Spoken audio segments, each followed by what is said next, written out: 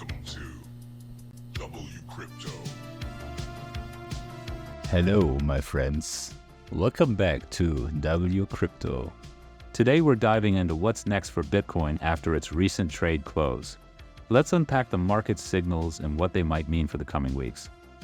Bitcoin bounced back this week, testing around 59,850, which aligns with the weekly 5 EMA. If you're bearish, this could be the peak before a dip, especially considering last week's sell-off. September often sees a downturn in the first 3 weeks. Historically, lows hit around the 15th day, extending to the 20th, which includes quad witching. Quadruple witching refers to the simultaneous expiration of stock options, index futures, and index futures options. This occurs 4 times a year. Although single stock futures were once part of this event, they haven't been traded in the US since 2020, making it effectively a triple witching.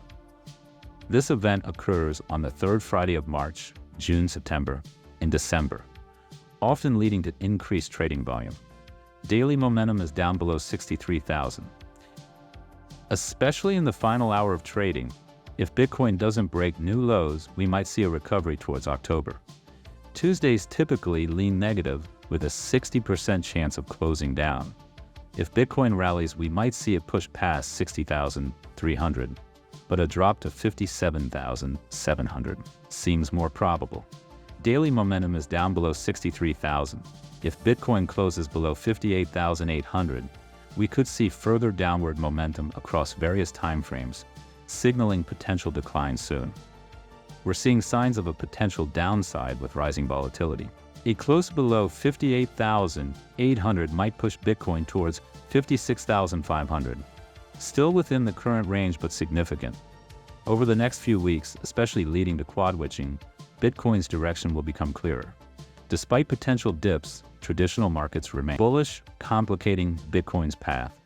As we approach key dates, patience is key. Let's see how Bitcoin navigates these waters. Stay tuned for more updates, and remember, in trading, timing is everything. Before you go, click on like, subscribe, and hit the bell for more market analysis. And see you in the next one.